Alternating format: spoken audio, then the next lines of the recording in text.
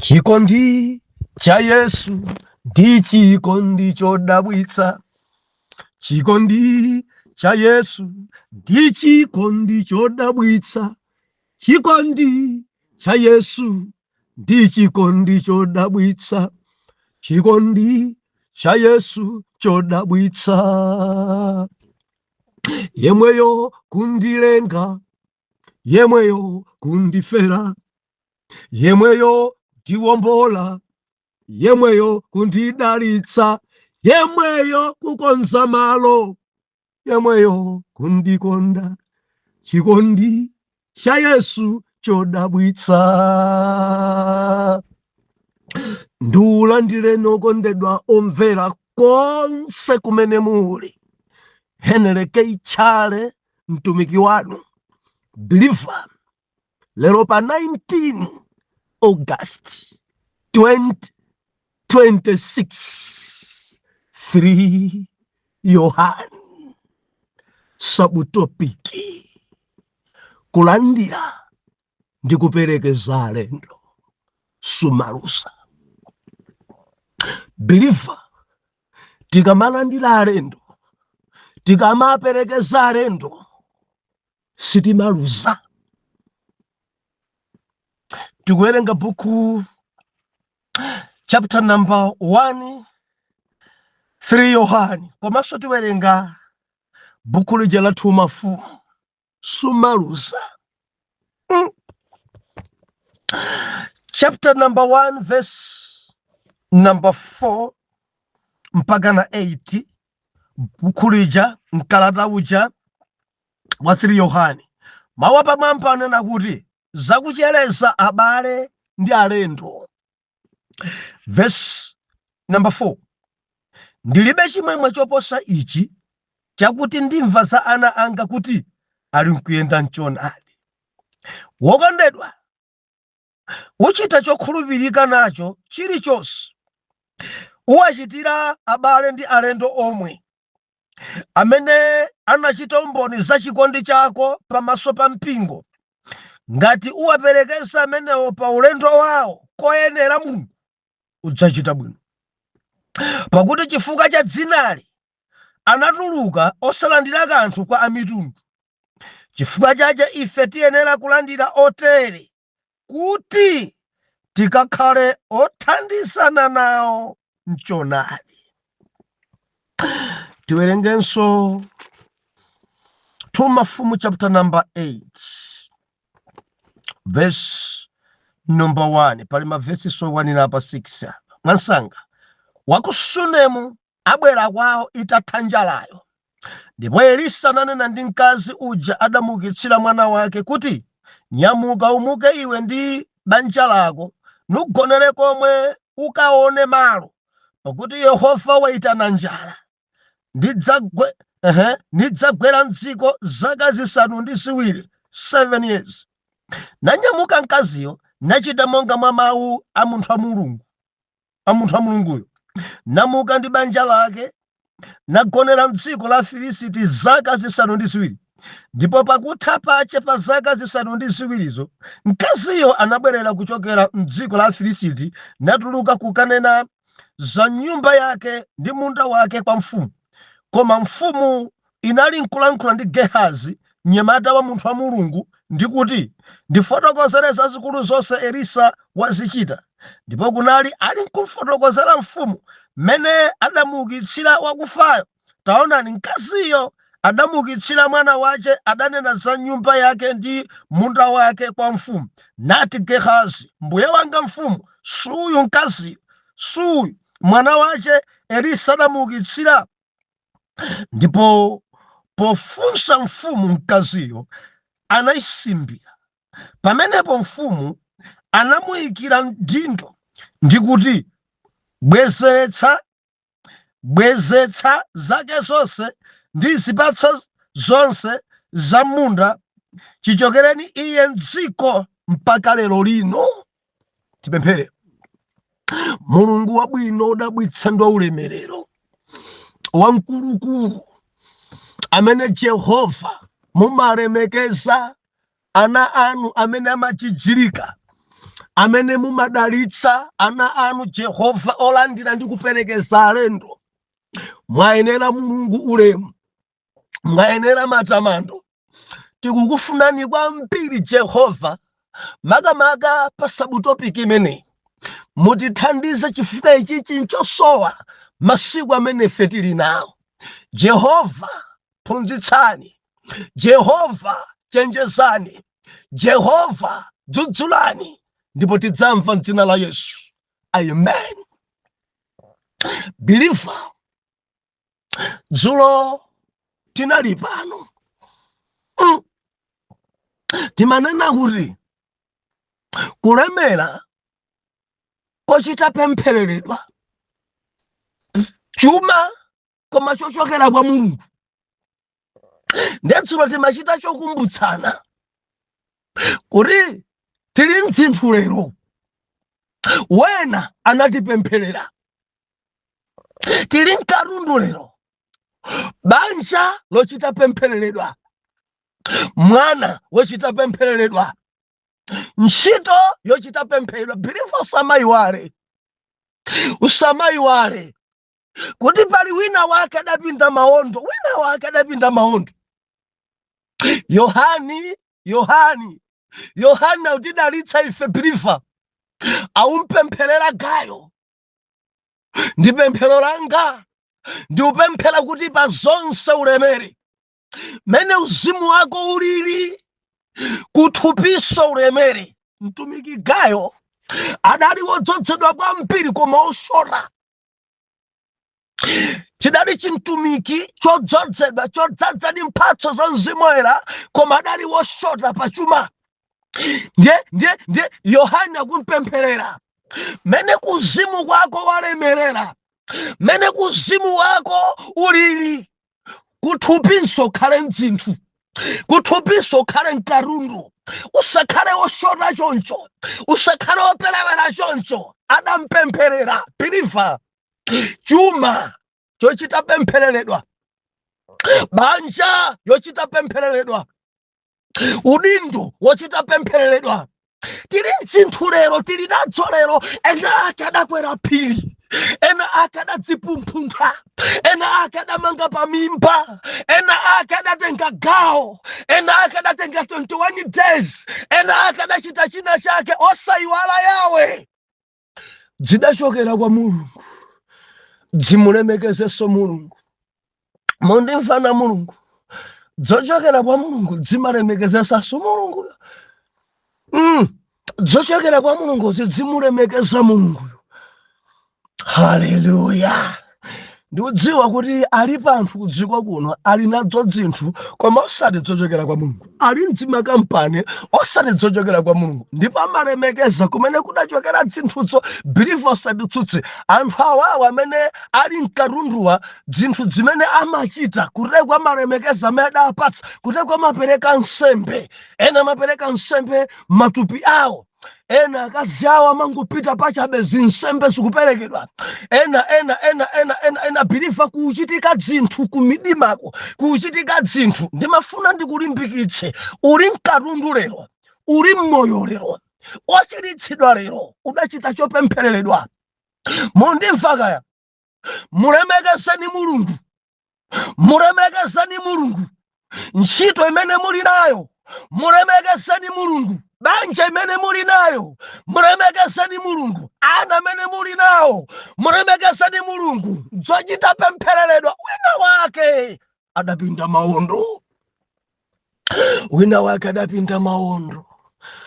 Mulemekezeni Mulungu. Kulemera kuchita pemphereredwa. Muli mchani inuyo, muli mkatundu rani, muli mzinthu zorani. Kodi mudziwa kuti pali wina amakupemphererani? Mwina nkutheka sakuwuzani. Mundimva mwana Mulungu. Mwina kutheka mukudziwa inani muli ndime intercessor wochuluka kwambiri okupemphererani. endi pakadapanda anthu kukupemphererani inu sibwenzi muli choncho. Pakadapanda ena kukupemphererani amuna wawa mamuna wanuyi sakadakukwatirani. Pakadapanda okukupemphererani banja lanu sibwenzi kwenda bwino choncho. Pakadapanda wina okukupemphererani bizinesi yanu sibwenzi ili choncho. Pakadapanda wina oyima nanu mpemphero nyengo zanu sibwenzi zili biliva pali wina wake mudachita chopemphereredwa. Mwansanga tili mkatundu lero tunena kuti kulandira alendo ndi kuwaperekeza alendo sumaluza. Biliva tifuna tiphunzire ife kwa Gayo. Gayo mwana Mulungu, kalata iyi yachitatu ya Yohani. Gayo mtumiki wodziwa kulandira alendo. Yohani polemba kalata anena kuti ndilibe chimwemwe china choposa chomva kuti ananga kwenda nchonadi. Ndino kuno ngati ndimakondwera kuno, ngati pamtima panga pali chimwemwe, ngati ndili ndi mtendere wonse, mtendere wanga chimwemwe changa tamvera Gayo. Ndimasangalala pakumva kuti mukuyenda nchonadi. Gayo ndumva ukoma ine kudabwera alendo. Gayo ndiudalitsika ine ndikumva nawe kukoma mwana wanga kudabwera alendo kumene udawalandira udawasamalira udawadyesa udawaphikira adachitira umboni mu mpingo adafotokozera mpingo kuti tadya kwa Gayo tasamba kwa Gayo atiperekeza Gayo. Biliva tamvesera kulandira alendo ndi kuwaperekeza alendo sumaluza kanthu. Pali zinthu ziwiri apa: kumulandira mlendo komanso kumperekeza. Tikati kulandira alendo nkula oh haleluya, kuwasamalira alendo, malo ogona nkuwapasa, madzi osamba nkuwapatsa, nkumadyetsa breakfast, lunch, dinner, nkumadyetsa endi tafuna nkumatafuna majuisi wanawonso nkumamwa. Kumeneko ndiye kulandira alendo. Biliva mukundimva? Kundyetsa mulendo akafika pamalo. Kulandira alendo ndi zimene Gayo ankapanga. Ndi chifukwa cha chikalata ikulembedwa gawo loyambirira kuyamikira. Endi chimene akuyamikira Yohane chifukwa choti Gayo yuyu adasamalira, Gayo yuyu adadyesa, Gayo yuyu adapereka chuma chake, Gayo yuyu sadakhale chete pa ntchito ya Mulungu. Mtumiki Gayo olandira alendo, mtumiki Gayo odya ndi ena, mtumiki Gayo chuma chake adachipereka anadziwa andipasa Jehova. Now atumiki a Mulungu adalitsike nzangazi andipasa Jehova, ntchito Mulungu isaime iyende andipasa Jehova. Gayo mtumiki wa Mataya, nkudzalemba mtumiki wa Mulungu kalata yochitadalitsa. Kalata ikundilimbikitsa kwambiri. Biliva akuti ndilibe chimwemwe china choposa chomva choti ananga mukuyenda nchonadi. Wokondedwa, ukuchita chokhulupirika kwambiri, ukuwalandira abale komanso alendo omwe amene atafika kuno adachita umboni, adafotokozera mpingo ngati tadya kwa Gayo, ngati tayenda bwino chifukwa cha Gayo, ngati tasamba kwa Gayo, ngati tamwati kwa Gayo, ngati mukutona tasintha kwa Gayo. Ankachinena ichi mu mpingo Yohani pomulembera kalata Yohani. Gayo aunena kuti maka pa vesi namba 6 anachita umboni za chikondi chako pamaso pa mpingo, ngati tiwaperekeza amenewo pa ulendo wawo koyenera Mulungu udzachita bwino. Pakuti chifukwa cha dzina la Yesu anatuluka osalandira kanthu kwa amitundu. Biliva ndimafuna ndinene pamenepa chifukwa cha kutumikira Yesu chifukwa cha dzina la Yesu anthu osapemphera samalandira zitumiki. Apapa ndipabwereze biliva tomvera. Yohana kumuuza Gayo, ndiuthokoze Gayo wachita chokhulupirika, ndiuthokoze Gayo wadyesa anthu anena okha mu mpingo amene adabwera kumeneko wasamalira, wasambitsa, akhwasula, atafuna, adilinka, motanena mpingo za umboni. Chisamaliro chako Gayo, chisamaliro chako Gayo, wadyesa bwino alendo, wasamala bwino alendo, wayima nawo alendo, komanso sipokhapo adatha kudya potsazika udaperekeza, akunyamuka udaperekeza, udapasa yapanjira, udathandiza kuti mwina munsewu ya madzi, udapasa transport muyende bwino, udapasa ya nthochi ya panjira. Gayo udachita chokhulupirika popeza amitundu sadalandira chifukwa cha dzina la Yesu. Amitundu adagonesa njala chifukwa cha dzina la Yesu. Amitundu amadana nawo chifukwa cha dzina la Yesu. Amitundu sangapase madzi chifukwa cha dzina la Yesu. Amitundu sangapase nsima chifukwa cha dzina la Yesu. Koma mwana wanga Gayo wachita chokhulupirika, wachita chokhulupirika, wachita chokhulupirika. Ndimwimve verse number 8. Verse number 8, Yohana unena kuti pa verse number 8, chifukwa chache ife tiyenera kuwalandira oterewa kuti tikakhale othandizana nawo mchoonadi. Believer, tikamalandira alendo olalikira, tikamalandira alendo olalikira, timakhala kuti tikulalikira nawo limodzi. Ndimafuna ndinene kwa oyera mtima amitundu samvetsa nkhani, chifukwa ngakhalenso polemba kalata Yohana unena kuti amitundu samamvetsa zinthu. Chichawa china anthu osapemphera samvetsa kuti nkokoma bwanji kulandira atumiki a Mulungu, kulandira alendo olalikira, kulandira maintercessor nkumadya nawo. Sangachimvese mfiti za kudziko, sangachimvese oyenda ndi dziko, sangachimvese osatembenuka mtima, sangachimvese anthu olobodoka ndi dziko. Ichichi chimamveka kwambiri mu mpingo wa Mulungu, chimamveka ichichi kwa anthu otembenuka mtima, chimamveka ichichi kwa anthu olapadi. Akunena Yohani kuti Gayo, ife tikamathandiza, ife tikamayima nawo, ife tikamawaphikira, ife tikamaperekeza, timakhala kuti tikuthandizana nawo pa ntchito iyi yolengeza choonadi cha Yesu. Ndimafuna ndilise khwelero, biliva bwanji utathandizana nawo pakulalikira. Landira alendo, landira alendo. Ndikukampa ndi ena chiyambireni simukudziwa olo nyumba mwanu simudadyepo mufu. Nimafuna ndikulimbikitseni muvomereze nyumba yanu. Oyera mtima vomerezani nyumba mwanu kuti anthu adzadyemo. According ni Bible, sumaluza kanthu, suluza kanthu. Ine ndi mboni, believer, suluza kanthu, suluza kanthu. Ukalandira mulendo wolalikira, mulendo watumikira mawu a Mulungu, tamverani, kakudzatumikira kudera lanu, iwe nkumanena kuti bwerani muzidzadya pano, kumwamba amakuwerekera kuti mukulalikira limodzi ndi m'baleyo. Ndipo sumaluza, believer, sumaluza kanthu, sumaluza kanthu.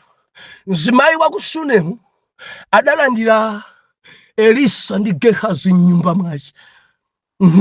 Kwamangira nyumba yapamwamba nkuyikamo mkati mobedi, adayikamo tebulo, adayikamo mpando, adayikamo nyale. Takhati ukamba nkhani mobwereza, tamverani. Now, adalibe mwana anthu awa, mwana Jehova adapatsa. Sichokhacho mwana uja adamwalira, Jehova sadavomereze kuti munthu uyuyu amene adalandira zitumiki mwana akapitirire. No, adabwera Elisa nkolowanso nyumba yomwe ija mwamba muja nkopemphera ndi mwana uja adauka. Sipokhapo akuti chapter tawerengachi biliva chapter number 8 cha 2 Mafumu, malemba anena kuti Elisa anadziwa kuti mdziko muno mubwera njala. ndiyakuti amene adapita akamuza kuti chonde samuka kukubwera njala, adapita akauza mkazi amene adalandira uja endi sadalengeze pa megafoni kapena pa wairesi kuti tiyeni tisamuke, tiyeni tithawe kuli njala. Elisa adapita straight kwa mzimayi amene adanjesa ndi kumuza kuti chonde kukubwera njala, samuka upite dziko limene ungaone kuti kumeneko kuli chakudya, kuti ukadzipulumutsa iwe ndi banja lako, chifukwa njala iyi njazaka zambiri. Baibulo ikunena kuti mzimayi uja adasamuka anapita mdziko la Filisiti endi mdziko la Israeli kudabwera njala, bilifa kudali njala yoopsa, njala yovura, mpaka na anthu ena adatenga khate kaponya uko kwasiya paokha, njala yopweteka, anthu mpaka na ena kufa, njala yopweteka, anthu adadya zosenera kudya, njala yopweteka, anthu adadya zitotsi za nkhunda, njala yopweteka, anthu adadya mitu ya bulu, njala yopweteka. Bilifa nkuti mzimayi uyuyu adachenjezedwa. Tamvera, ukamalandira mulendo sumaluza, ukamaperekeza lendo olalikira sumaluza, ukamadya ndi atumiki Mulungu sumaluza, ukamadya ndi odzozedwa Yehova. Tamvera mwana Mulungu sumaluza, Mulungu sakusiya choncho. Mudziwa imene chidachitika, atapita mzimayi adakhala ku dziko la Filisiti osagona njala, ankadya ku Afilisiti komweko masiku onse mpaka na 7 years. Kenako njala itatha pamene akutani akubwerera ku dziko la kwawo. Ndi atafika mdziko la kwawo adapeza minda yake, anthu ayigawanagawana. Nyumba yake imene adamangira Elisa ni nyumba yake ija mwalo wa anthu, kupeza zipatso zace, mango zace, mananchesi ake, magwafa ake, madimba ake, akulimamo alendo.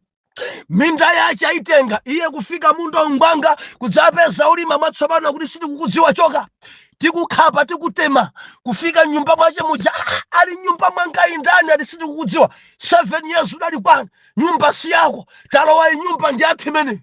Mpaka na mzimayi, nyumba yomanga ine mukulowamo, mufuna mundikhape, mufuna mundigwebe. Mzimayi akuti adapita kwa mfumu.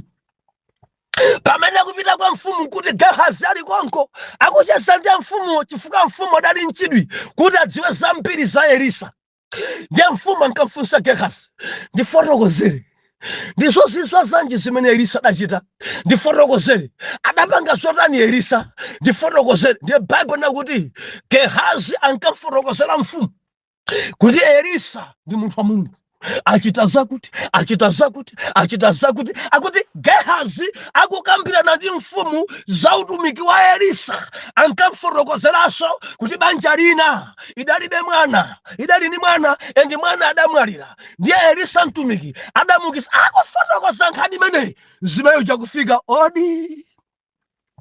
odi Gehazi kuti amfumu nkhani ndikunena panoyi ya mzimayi wa masiye amene Elisa adamukitsira mwana, osati kumukitsira kokhako, adapemphera naye, adalibe mwana, wokalamba nkulandira mwana mukulu wake. Mzimayi wake ndi uyu. Atafika mzimayi uyu wa ku Sunemu, akuti mfumu adamfunsa funso, mzimayiwe ndiufotokozere zimene Elisa adachita pa moyo wako. Ndiye Baibulo nakuti mzimayi uyuyu adayisimbira mfumu. Chichewa china ndiye kuti mfumu adayifotokozera kuyambira 1 mpaka na kumaliza zonse.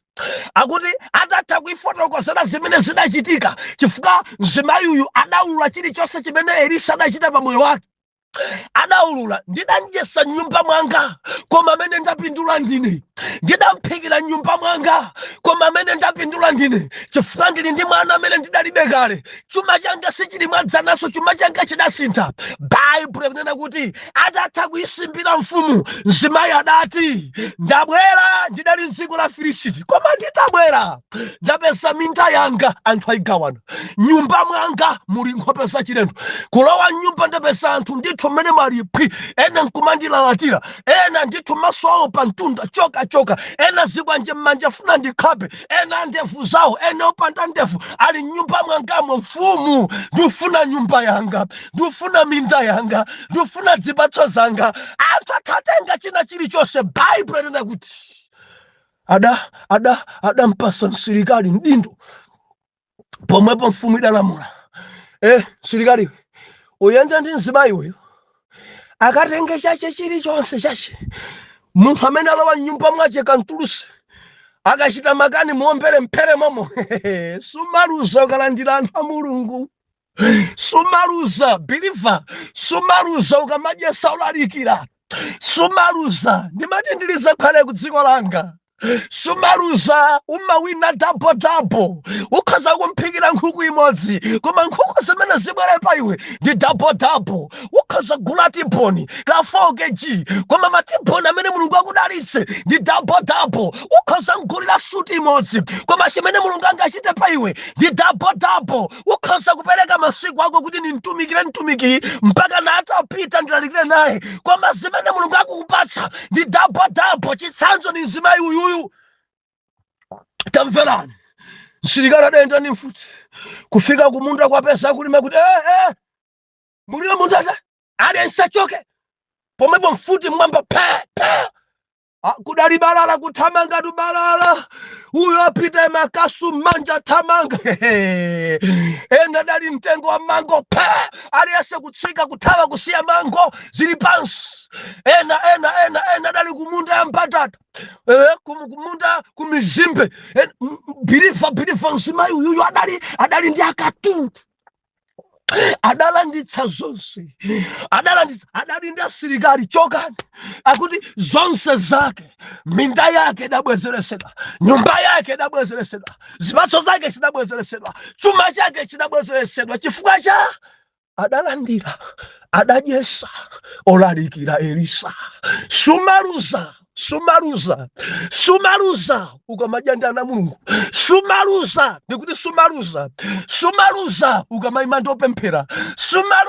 Ndikuti sumaluza zako zimayenda tayale. Sumaluza pilifa kudziko sajemvetsera ichi nchauzimu ndimati ndikulimbikitse, landira alendo olalikira, udzalandira alendo opemphera, udzidya nawo anthu opemphera, udzionekera kwa abusa ako, udzidya nawo adzitafuna zako. Ndimati ndilise khalere ena inu ambiri dalitso lanu ili m'mimba mwa munthu wa Mulungu, tsogolo lanu ili m'mimba mwa munthu wa Mulungu. Tango khutisani mimba ya munthu wa Mulungu, khutisani mimba za olalikira, musamakhale omira ndi omana chonchi. Pilifo khosa kumana enawa kumana olalikira, intercessor opemphera oyera mtima, nkhutitse. Sumaluza kulandira ndi kuperekeza alendo. Sumaluza mkazi wa ku Sunemu adalowaso nyumba yake, mkazi wa ku Sunemu adatenganso madimba ake, mkazi wa ku Sunemu adatenganso zipatso zake, mkazi wa ku Sunemu adadalisika double. Mwana wake atakula. Why? Adalandira, adaperekeza, adadyesa, adakhutisa olalikira Elisa. Ndili ndi funso ili, muda khutisako tsiku limodzi olalikira, nyumba mwanu mudalowamo kale wina olalikira mkudzadya.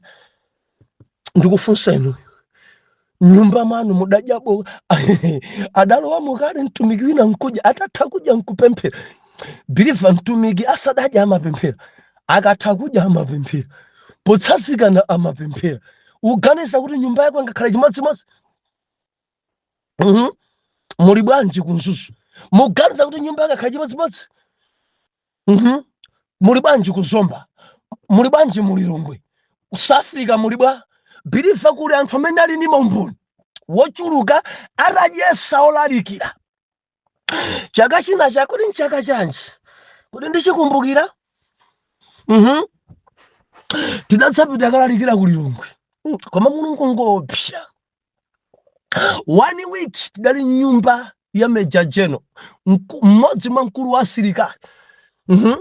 kukangoti kwacha ife pita kalalikira ku 15 kana tipite ku Gariva kana kama mulungu biliva ngopya tipite ku Airwing basi mangosungirira mulilongwe mucha tikatumikire uko tibwerere ndete magona nyumba mwa mtumiki wa Mulungu amene Meja Jeno ife tikamapita kolalikira ya unyamuka akupita kusalima kabangisa matraining ena mwa asilikali kumakumana kumadzulo biliva mulungu ngopya nyumba umumu mwana wao kodi mwana wao kapena mulamu wao adachosedwa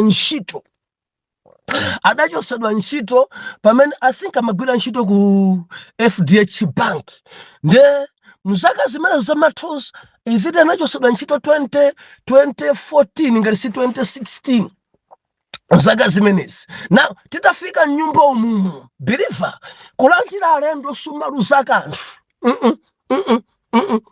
now mama amuchefeta takulandira breakfast.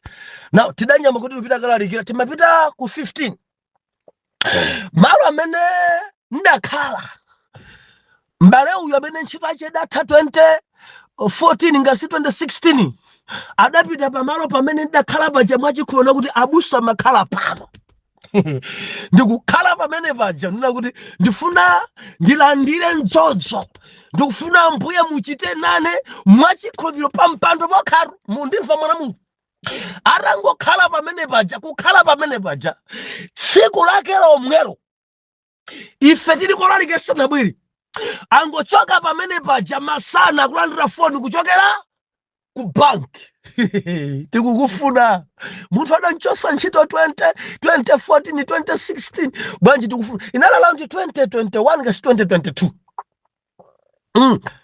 2021 ngasi 2022 mzaka zimenezi 2022 ndikupira 2022 biliva panadusa zaka zambirimbiri over 7 years ali pa ulova ukamalandira alendo ndikuaperekeza sulu zakanu mudziwa adamuyitanitsa adapita kayamba ntchito koma adanchokocha adantulusa kayamati amapanga chani ku FDH masiku amenewo koma adambwezeresanso haleluya chaka china tanozi 2020 ngati sindikulakwisa 2019 tinali ku Gariva mtumiki wa Mulungu anatisamala kumeneko 1 week ndeti mapita kalalikira kushire kucha kubwerera mukuzunga mulilongwe kupita kuchani area 22 kubwerera basi kudzakona nyumba mwakemo koma bambo sanali pantchitoso.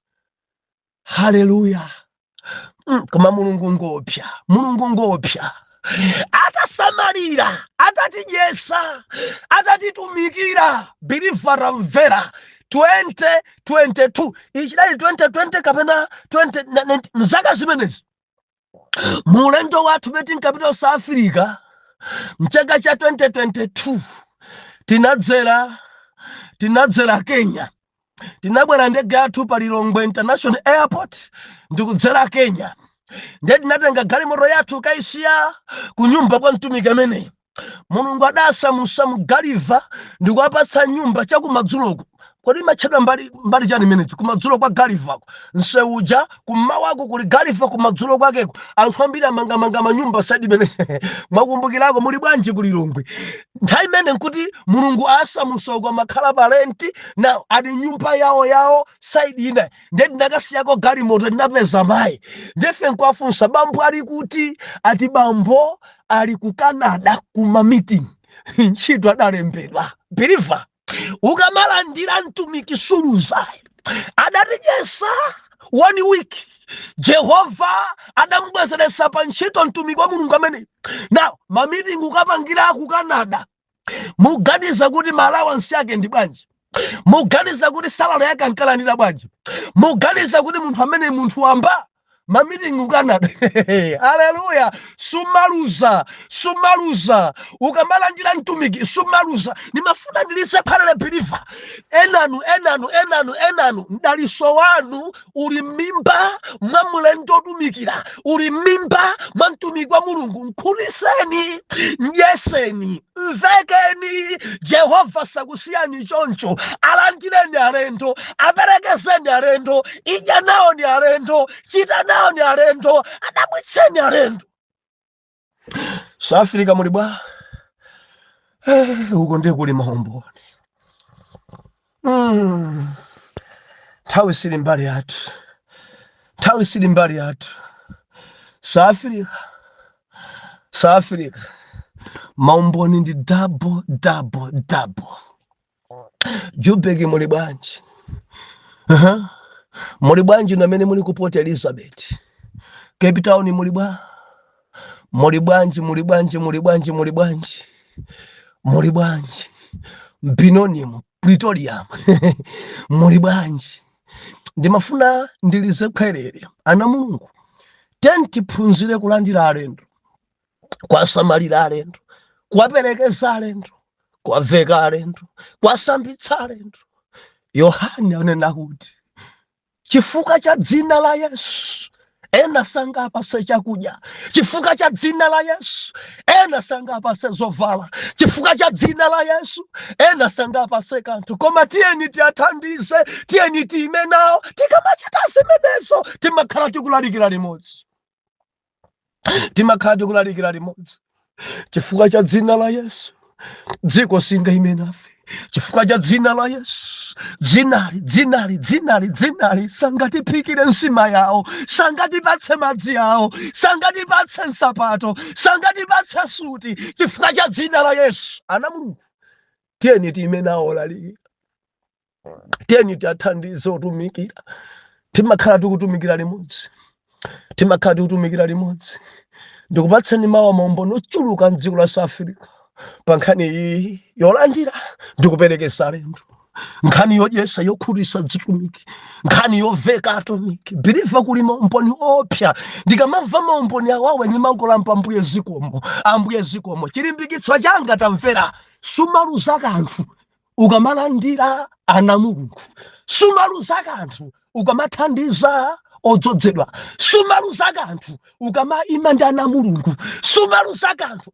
Phunzira kuima ndi adzitumika Mulungu, phunzira kuchita ndi atumika Mulungu, phunzira uphunzitse moyo wako, ukhutitseko mtumiki wina. Mimba akangokhuta kamene kuti Ambuye mundalitse ndi mdalitso weniweni. Ena simukubala, khutitsani ana Mulungu. Mufuna mabanja, khutitsani ana Mulungu. Zinazi madzilodza nokha. Makili anu pali pamene mtumiki wa Mulungu akhure, olalikira wina akhure, intercessor wina akhure. Akangokhuta amene mpamene nyengo zako ziba masuka. Mawa mundilondole. Atate mdzina la Yesu lemekezani mawu anu. Tuyamikani kwambiri chifukwa cha mawu wopatsa moyo aulemerero. Zikomo chifukwa cha Gayo amene adagawa, amene adadyesa, amene adasambitsa, amene adaveka. Zikomo Jehova chifukwa cha mkazi wa ku Sunemu amene sadakhale chete pa Elisa ndi Gehazi, ndipo adadyesa nkwasamalira. Adachenjezedwa kuti kuli njala, adapita ku dziko la Afilisiti. Njala sidamvuta chifukwa choti adalandira, adasamalira. Katundu wache ena atamulanda, mudambwezereswa Mulungu. Zikomo. Watumikira ananu samaluza, watumikira ananu samaluza. Mumabwezera zawo tapo, mumatsegula mimba zawo tapo, mumapasa ntchito zoopsa zapamwamba kwambiri, mumakweza makampani, mumachita nawo Jehova koposa ndi kupemphera. Imanaona ananu onse amene amajidzirika kwa adzitumika Mulungu ndi olalikira mawu a Mulungu komanso pa intercessor. Sinthani nyengo zawo m'dzina la Yesu. Ana Mulungu tiyankhe kuti amen and amen.